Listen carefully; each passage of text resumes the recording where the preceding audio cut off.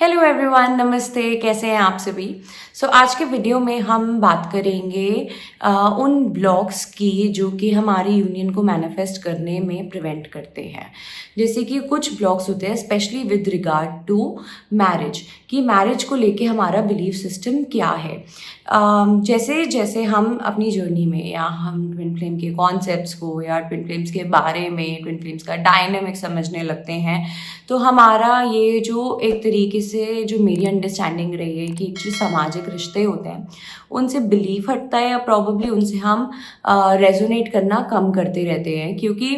कहीं ना कहीं हमें ये समझ में आता है कि ये जो रिलेशनशिप्स हैं वो अभी भी गिव एंड टेक के डायनेमिक में हैं, ट्रांजैक्शनल है। जबकि ऑन दी अदर हैंड आप अपने ट्विन फ्लेम यूनियन को देखो या आप अपने ट्विन फ्लेम जर्नी को देखो तो वो डायनेमिक कभी भी गिव एंड टेक पे ना चलने की जगह it's more of give and receive. कि जब आप अपने आप को गिव करते हो आप अपने ट्विन फ्लेम से भी रिसीव करते हो, और जब आप रिसीव करते हो तो आप उनको भी आगे गिव कर पाते हो। हम ये चीज़ बहुत आराम से समझते हैं, बट जब हम इन उसमें बढ़ते हैं, लाइक फॉर एग्जाम्पल कि आप एक बहुत ही एक ऐसी फैमिली में ग्रो अप हुए जहाँ पे कि हार्मनी नहीं थी, या फिर वहाँ पे बहुत कंट्रोल था, वहाँ पे बहुत पावर स्ट्रगल था, जॉइंट फैमिली थी या न्यूक्लियर फैमिली थी। वहाँ पे आपने देखा है कि क्या हार्डशिप्स रहे हैं पेरेंट्स के बीच में, या अगर पेरेंट्स का रिश्ता अच्छा था तो बाकी फैमिली मेम्बर्स में या बाकी आपके जो आपने रिलेशनशिप्स देखे हैं वहाँ पे प्रॉब्लम्स थे, वहाँ पे पावर स्ट्रगल था, और वहाँ पे वो एक फ्लो ऑफ एनर्जी नहीं था। वहाँ पे एक हेड ऑफ मेंबर बता दिया गया था जिनके कहने पे हर चीज़ चलती थी, या घर में लड़ाई झगड़े होते थे, या फिर बच्चों के लिए भी वो एज ए चाइल्ड आपके लिए एक सेफ एनवायरनमेंट नहीं था। तो वहाँ पे हम कहीं ना कहीं सबकॉन्शियसली मैरिज को नापसंद करने लगते हैं कि प्रॉब्लम शादी है। और ये मैं इसलिए बोल सकती हूँ या फिर मैं ये इसलिए टच अपॉन कर पा रही हूँ क्योंकि I have seen that as well, कि एक टाइम पे मैं बिल्कुल ऐसे थी कि यार करनी क्यों है शादी, या फिर तभी करो जब आप वेल सेटल्ड हो, आप अपनी लाइफ में कंप्लीट हो। सो मे बी अगर कभी ज़रूरत लगेगी तो हम कर लेंगे, क्योंकि एज ग्रोइंग अप मैंने वो एक चीज़ देखी थी कि शादी नीड है, जो कि आपकी नीड नहीं है, it's a desire, it's your natural state of being, specially जब आप अपने ट्विन फ्लेम के साथ में आते हैं। तो जब आप उस चीज़ को आप टैप इन करते हो कि यार क्यों करनी है मुझे शादी, क्योंकि मुझे समाज ने शादी के बारे में ये बताया है, क्योंकि समाज ने मुझे शादी के बारे में वो बताया है। बीइंग अ गर्ल मैं अकेले नहीं रह सकती, मुझे एक पार्टनर चाहिए, मुझे अपनी फैमिली को एक्सटेंड करना है, तो मुझे आगे उसके लिए चाहिए। तो उन सब चीज़ों से आप कहीं ना कहीं अंदर ही अंदर चिढ़ खाने बैठ जाते हो, या फिर आपको लगता है कि यार मतलब क्या मेरी लाइफ का यही पर्पस तो हो नहीं सकता। तो या प्रॉबेबली कि यार मतलब क्या किया, मेरे मॉम ने शादी करी, मेरे डैड ने शादी करी, मेरे कज़न से शादी करी, मेरे ब्रदर और अंकल आंटी इन सब ने इतनी शादी करी, बट क्या मिला, मतलब कभी कुछ रिलेशनशिप में इशू, कभी कुछ रिलेशनशिप में इशू, कभी कुछ रिलेशनशिप में इशू। तो इवन तो जब आप अपने ट्विन फ्लेम से मिलते हो तो आप ये सारे चीज़ों को भूल तो जाते हो, क्योंकि तब आपको सिर्फ अपना ट्विन फ्लेम दिखता है और आपको लगता है कि बस हमें एक साथ होना चाहिए और मेरे को अपने ट्विन फ्लेम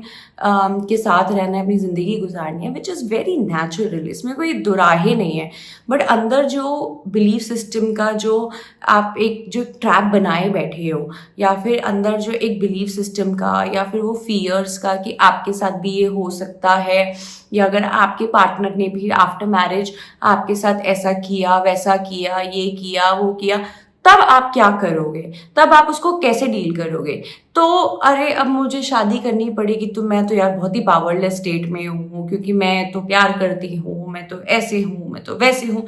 पर मुझे तो ट्विन फ्लेम भी चाहिए क्योंकि मैं बहुत ज़्यादा प्यार करती हूँ। तो इन बिलीफ सिस्टम्स को जब आप क्लियर करोगे तो आप ये देखोगे कि मेजरली आपके जो ब्लॉक्स होते हैं वो कमिटमेंट रिलेटेड ब्लॉक्स भी होंगे, जहाँ पे लाइक फॉर एग्जाम्पल आपने अपने घर से क्या शिक्षा ली, maybe your mother never prioritised herself in the marriage, और प्रॉबेबली पापा के पास फैमिली के लिए कभी टाइम ही नहीं था। तो आप अगर वो बिलीफ सिस्टम बना के बैठे हो कि अच्छा अगर मुझे शादी करनी है तो मेरी प्रायोरिटी, मेरी इंपॉर्टेंस ही मेरे पास से छिन जाएगी, मेरा सारा सब कुछ सिर्फ एक घर को संभालने में और बनाने में चला जाएगा, या अगर आप एक मैस्कुलिन हो और आप लीड कर रहे हो अपने ट्विन फ्लेम जर्नी में, आपका ब्लॉक क्या हो सकता है कि यार मतलब मैं किसके लिए करूँगा, and then I am feeling ungrateful for, क्योंकि इट्स नॉट कि गलती एक जगह है या फिर दोनों पार्ट्स, मतलब एक पार्ट सही है एक सही नहीं है। अगर फेमिनाइंस ऐसा फील करती है कि मतलब उनकी लाइफ नहीं बची, तो मैस्कुलिन्स जो कार्मिक रिलेशनशिप है, सोलमेट रिलेशनशिप में है, वो भी थैंकलेस फील करते हैं कि हम सब कुछ कर रहे हैं आपके लिए बट आप उसके लिए अनग्रेटफुल हो। तो ये कुछ जो है पैटर्न्स हैं जो कि आपको अपने आप से, अपने डिजायर से, because your union is not a need, आपकी यूनियन आपकी वांट नहीं है, आपकी यूनियन आपकी डिजायर है। तो आप इन चीज़ों से सबकॉन्शियसली कहीं ना कहीं अपने डिजायर को रिजेक्ट कर रहे होते हो। तो जब आप उस चीज़ को, रिजेक्शन को हील करते हो, या क्यों रिजेक्ट कर रहे हो, या आपके साथ वो क्या हुआ है, अपनी फीलिंग्स को से मूव थ्रू करते हो, अपने आप को वहाँ बहुत सारा प्यार करते हो यूजिंग मिरर एक्सरसाइज, तो फिर आपको समझ में आने लगती है कि नहीं, मेरे डिजायर है, I want get married to my twin flame and it's my desire, so I say yes to it. And उसको येस करने के बाद मैं उसे कमिट भी करती हूँ अपने आप को कि भैया मैं हूँ मेरे साथ में, मैं ऑनर कर रही हूँ अपने आप को। तो ये आप जब अपने आप से कमिट करते हैं, आपको समझ में आता है कि कैसे कैसे चीज़ें आपके लिए प्ले होंगी, आपके ब्लॉक्स हटेंगे, क्योंकि कहीं ना कहीं आपका ट्विन फ्लेम भी आप ही को वही ब्लॉक रिफ्लेक्ट कर रहा होता है। चाहे आपको फिजिकल में समझ ना आए, आप बोल रहे हो कि नहीं मुझे तुमसे शादी करनी है, और ट्विन फ्लेम बोल रहा है मैं तुम्हारे साथ नहीं हो सकता, मेरे घर वाले नहीं मान रहे, मेरा ये नहीं हो रहा, मेरा वो नहीं हो रहा। तो कमिटमेंट का एक्चुअल ब्लॉक क्या है? आप अपने घर वालों से डरे हुए हो, तो आप ऊपर से क्या देखते हो कि मैं तो शादी करना चाहती हूँ पर ये नहीं करना चाहता। ब्लॉक क्या है? मिररिंग का है। तो कहीं ना कहीं आप शायद शादी से या यूनियन से आप डर रहे हैं, तो वो भी आपको ये बोल रहे हैं कि भाई मैं अपनी फैमिली से डरा हुआ हूँ, वो एक्सेप्ट नहीं करेंगे, वो ये नहीं करेंगे,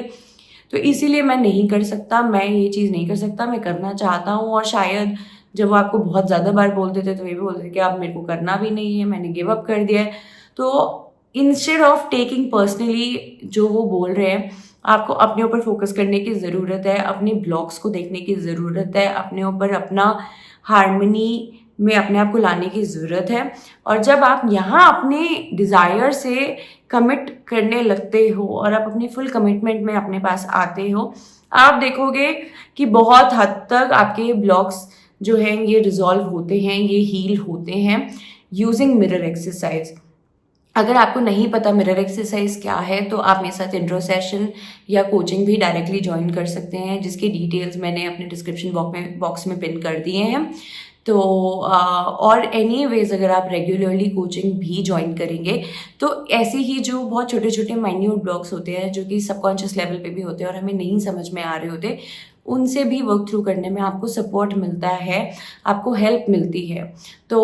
वो आप कर सकते हैं और आशा करती हूँ मैं आपसे ज़रूर मिलूंगी। Thank you very much. नमस्ते।